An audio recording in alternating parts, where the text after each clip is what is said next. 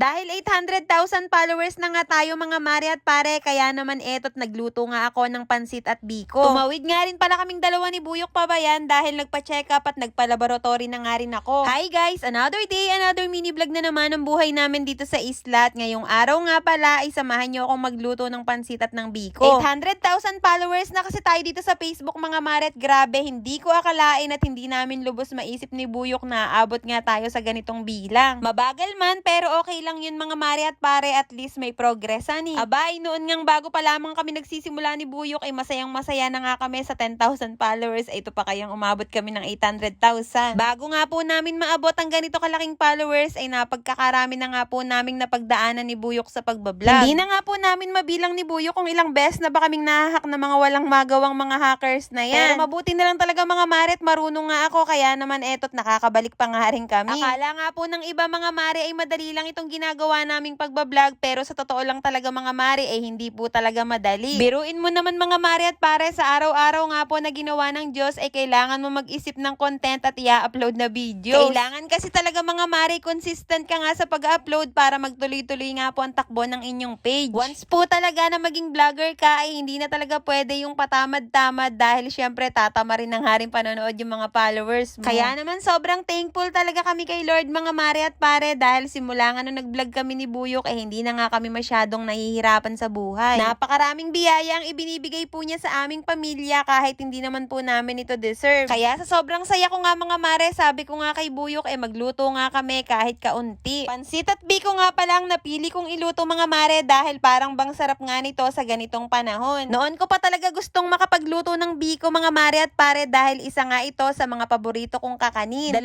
kilong malagkit nga lang ang niluto ko, kaya ayan at nakagawa nga tayo sa 2 maliit na lagayan. Sabi ko nga sa aking Buyok mga mare at pare, magluto man lang kami kahit kaunti pasasalamat at nagkaroon nga po kami ng 800,000 followers. Pagkatapos ko nga pong maluto yung biko ay nagpahinga nga lang ako saglit at naligo, at pagkatapos ay inumpisahan ko na nga ring iluto itong pansit. 2 kilong pansit nga po sanang iluluto ko mga mare at pare, kaso nga lang hindi nga po nagkasya dito sa aming kawali, kaya naman 1 kilo na nga Medyo maliit po kasi itong kawali na nagamit ko, pero okay lang din naman mga mare dahil marami-rami din naman yung naluto. Dinamihan ko na nga lang ang mga sangkap para syempre mas masarapan Nang maluto na nga mga gulay mga mare, hinango ko na nga ito at dito na nga rin ako nagsalang ng tubig. Nilagyan ko na nga rin ito ng mga pampalasa at nung kumulo na nga ang tubig mga mare, nilagay ko na nga rin yung pansit bihon. Madali lang din naman itong naluto at pagkatapos nga mga mare naghain na nga rin ako. Sabi ko nga sa aking Buyok mga mare at pare, bigyan nga niya yung mga gumagawa ng aming bahay at syempre binigyan ko nga rin yung ibang mga kapitbahay at mga kaibigan. Worth it naman ang pagod ko mga mare at pare dahil marami nga rin nakatikim nitong aking niluto at marami na rin pala yung 1 kilong bihonan. Kaya naman sa aming dalawa ni Buyok at sa ating lahat mga mare at pare ay happy 800,000 followers po sa ating lahat. Baka naman po pwedeng pabati sa comment section mga mare at pare, at yan na lamang po ang gift nyo sa amin ni Buyok. Kinabukasan naman ay maaga nga po kaming bumangon ni Buyok dahil magpapacheck up nga po ako ngayon at magpapalaboratory na rin. May kukwento nga pala ako sa inyo tungkol dito kay Oranggi mga mare at pare, di ba siya ay nasa bangka naming Talim Islanderan Nilagay po siya ni Buyok doon sa bangka namin mga mare at pare dahil di ba siya ay tinurukan na anti-rabies, tapos sabi nga ni Buyok naglalagas nga daw po yung kanyang balahibo. Hiniram nga po ng tiyuhin ni Buyok yung bangka namin na Talim Islander, kaya nilipat po ni Buyok itong si Oranggi doon sa isa naming bangka na medyo malaki. Kinabukasan nga mga mare, eto nung paalis na nga kami, bigla nga lumabas itong si Oranggi dito sa harapan ng aming bahay at basang-basa nga po siya. Yung pala naman ay lumangoy po siya, tumalon po siya sa bangka para makarating po sa amin. Hindi po kasi siya pamilyar doon sa bangkang pinaglipatan sa kanya ni Buyok mga mare, kaya siguro naisip po niyang tumalon at pumunta po sa amin. Nag-aalala lamang po ako sa kanya mga mare dahil di ba sabi pagka daw po bagong turok na anti-rabies ay bawal daw po mabasa. Ay paano kaya yun mga mare, tumalon po siya sa tubig at nabasa po siya. Sabi po kasi ng mga nagko-comment mga mare at pare mawawala daw po ang bisa ng turok ng anti-rabies kapag ka nabasa ang aso. Dapat daw po ay eksaktong 5 days bago nga po siya paliguan kapag ka bagong turok ng anti-rabies. Ay paano kaya yun mga mare? Fast forward nga mga mare at pare, eto papunta na nga po kami sa bayan at meron nga po kaming kasabay na 2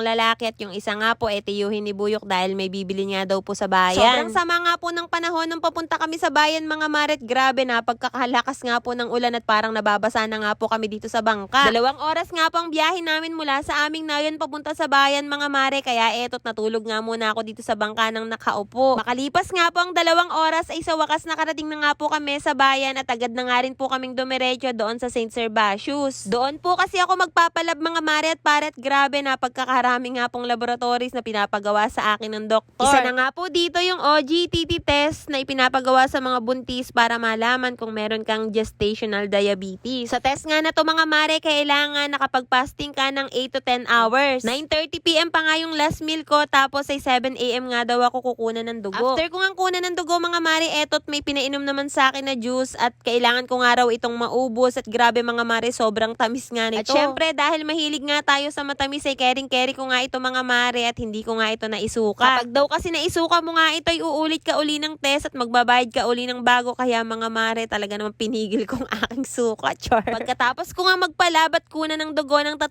beses ay dumiretso na nga rin kami doon sa clinic na aking pagpapacheck-upan. Syempre dahil nagpasting nga ako gabi mga mare, kaya etot gutom na nga ako, kaya naman kumain nga muna kaming dalawa ni Buyok at ampalaya nga yung napili kong ulamin. Pangwalo nga po ako sa bilang, kaya naman etot nagantay nga muna kaming dalawa ni Buyok dito sa may kubo sa tapat lang din ng ospital dahil under construction pa nga yung clinic ni Doc Medi. Bawal nga po mag-video doon sa loob ng clinic, kaya naman nung natapos nga po kami mga mare, etot nagpa-shoutout nga sa amin yung mga nasa information. Alas 2 ng hapon na siguro kami natapos ni Buyok sa pagpapacheck up mga mare, kaya naman na yan at dumiretso na nga rin po kami sa bangkat, bumili nga lang kami ng merienda.